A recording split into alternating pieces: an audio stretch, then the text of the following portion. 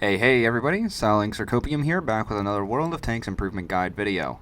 And today we're going to be talking about the core mechanics of the game from the unicum's perspective. While everyone has a basic understanding of the game's mechanics such as armor, penetration, mobility, and view range, a unicum's core mechanics differ slightly, as the average unicum puts more thought into their gameplay than your average player.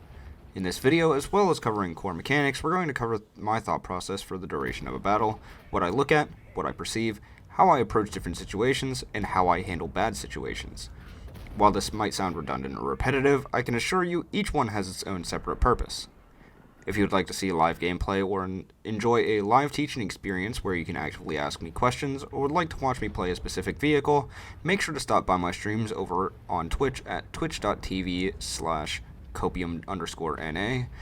I also occasionally do giveaways, community events, viewer platoons, as well as some competitive gameplay in the form of global map campaigns or tournaments. The core mechanics, what they are, and how to better understand them. As stated in the previous video, there are several core mechanics to pay attention to in order to improve upon your gameplay. However, there are some more important than others. The first few we're going to talk about are minimap awareness, positioning, and rotations, as these play a big part in each other's effectiveness, as well as the biggest factors improving your gameplay. Minimap awareness is, as the name suggests, your awareness of your enemies, teammates, and your own position on the minimap. The minimap will play a very large role in your improvement, and as such, you should practice making a habit of checking your minimap every 15 to 20 seconds, and keeping an eye on not only enemy positions, but teammate HP and positions, so that if a flank is looking like it's going to fall, you can adjust your position and rotate if needed. For positioning, be sure to choose a location that benefits you and your tank's characteristics to the fullest extent. While it may seem selfish to play like this, your performance in a battle plays a part in the outcome of the battle, and dealing 3 or more shots of damage within the first 2 minutes of a battle can change an outcome drastically, as this will have an effect on enemy pushes, rotations, and positioning. Positioning yourself late game can become a complicated matter, especially if you are on a losing flank. However, in situations like this, pulling back and being patient can become your best friend in not only doing more damage, but also in winning a losing battle. Rotating to a losing flank early enough into the fight can also play a large role in a win or loss, as well as give you an opportunity to deal more damage. However, rotations aren't reserved for just losing flanks. Let's use the map Siegfried Line for example. Let's say that you are playing towards city, but you notice little or no enemy presence in field, and your friendly or light or medium tank is going to make the pressure. This presents itself as an opportunity to whittle down the enemy team from an unprotected flank, as well as support your teammate in their push. Another very important yet constantly overlooked mechanic is hit point or HP trading effectively. HP trading is how much damage you take in comparison to how much damage you deal. If you are in a position you can get a shot off, but you would take 2 in return, that is considered a bad trade. A good trade is whenever you can safely put 1 or more shots of damage in without taking an excessive amount of damage in return. Remember, patience is your friend, and opportunities for you to do good damage trades will present themselves in time. Moving into the more common known mechanics, we have one main category we're going to talk about, which is spotting. Spotting works both ways and is something that can be utilized in any tank. There are 3 circles on your minimap surrounding your tank that have to do with view range and spotting. The first and most important is going to be your maximum view range, or your outermost circle. Within this circle, any spotted enemies will be visible to you and your allies. The next is going to be your tank's view range, which will be the 3rd circle in, usually indicated in white. Anywhere within this circle is what you can theoretically spot, however, enemy camo values may work against you. While the game indicates the maximum view range is 445 meters, you can raise your view range higher, but past 445 meters, it will increase your ability to detect higher camo value vehicles, not spot tanks further away. The last circle we're going to talk about is the innermost circle. This is your proximity spotting circle. Anything within this circle will be spotted, but they will also be spotting you. Pay extra close attention to this one whenever there is an enemy nearby and you are not spotted, as if the enemy does not know your position, you have the advantage. The last mechanic we are going to talk about is going to be armor profiles. The biggest part in obtaining damage is of course knowing enemy weak spots. Tank.dg can be a very useful tool in learning enemy weak spots. Another thing to keep in mind is your own weak spots. You want to peek for shots while exposing the least amount of weak spots possible to have a higher chance of securing better trades as well as conserving your HP.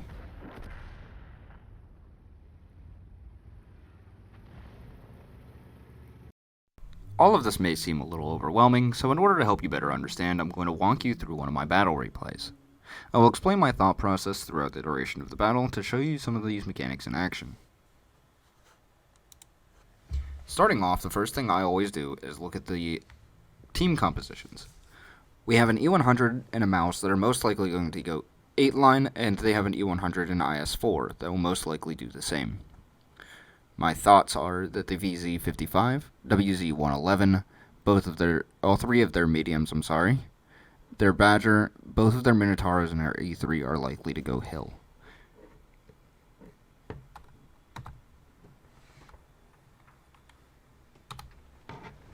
So I plan my push accordingly.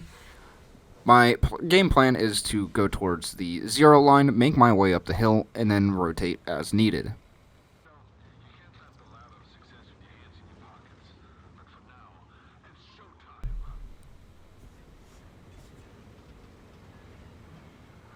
So as we can see here, I can see that my Sturv, T57, both my Leos and my Mouse are all coming uphill. Sturv goes back down the hill. Here I see that they have their IS-4, Minotauro, WZ-111, and Badger all on 8-line.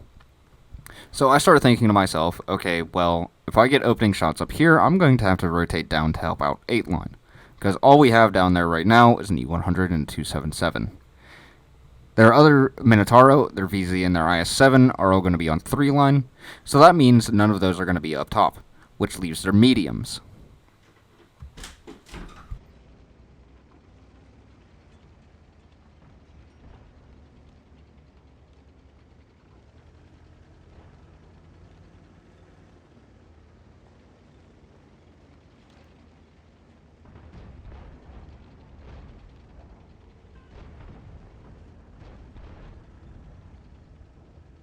Once I get up top here, I decide to play off this bound right here, so that way if I need to rotate out, I can have a safe rotation back down the hill without risking losing any HP.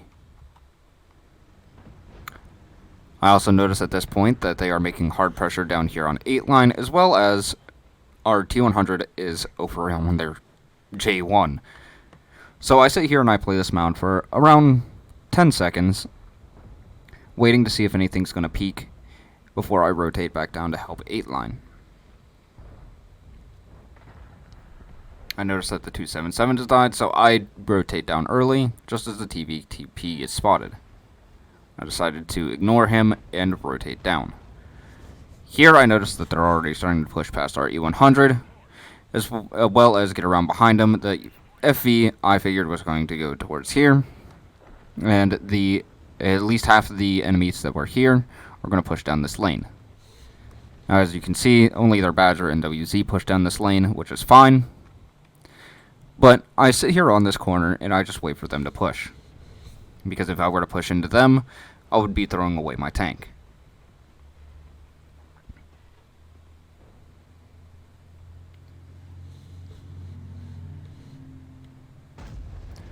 We dump our clip into the Badger. We pull back for reload so that the mouse can peek and put in a shot of his own. WZ has a relatively short reload. I believe mine has about 19.2 seconds. And here I choose to shoot at the E3 that's pressuring our TDs on the 1 through 3 lines. I'm sorry, I shot the Minotauro, as he was the bigger threat in that situation. About halfway through my reload, I start peeking, so as to make the Minotauro think that I'm still loaded. I kind of botch my first shot here because RNG go burr, but the second shot I put in, take out the Minotauro, and I switch my focus to help out our mouse. Turns out he didn't actually wind up needing the help, so I turn around and be ready for the medium push down the hill. My intentions were to actually go up the hill and assist our mediums, but once one of our Leos had died, I realized that it was a waste to drive all the way up there, so I kind of back down and stay back with the mouse. He also realizes that the enemy will be pushing down the hill soon, and calls for me to come back. So now me and the mouse are going to set up and wait for the enemy mediums to push. And at this point we also have the enemies from the 1 through 3 lines coming down on our right. It's not a good situation for us to be in. Bounce my first shot on the Progetto, put a 1 into the TVP. I unfortunately get a bounce from the IS-4 there, and then I fall back to a safer position, or one that I believed was safer.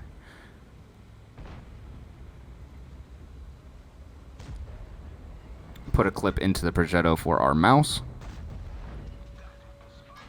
for taking a shot from both the IS-4 and Minotauro.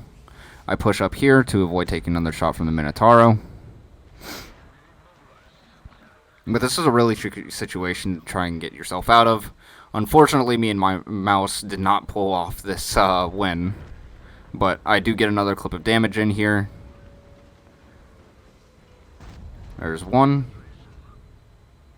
And I do bounce off the side of the TVP somehow. And I was kind of confused at how.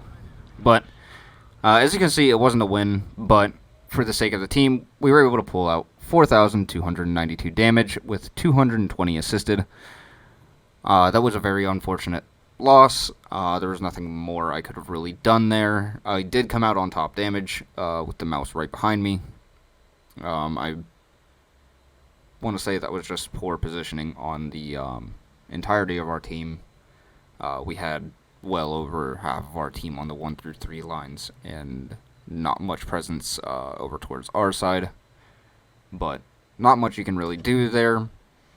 But as you can see, through the duration of this replay, I showed off several mechanics, as well as, to include, rotations, positioning, mini-map awareness, as well as armor profile and self-awareness in the aspect of me not overextending and exposing my weak spots. Alright, and then that's going to be everything for this video. So, if you guys did find this helpful, please leave a like, comment, and do subscribe, as that will allow other viewers to be able to find this video easier. And same as last time, if you think this might be helpful for one of your friends or your clanmates, feel free to share the video. It would be greatly appreciated, as this video series is, again, for the improvement of the World of Tanks community, not so much my own personal gain.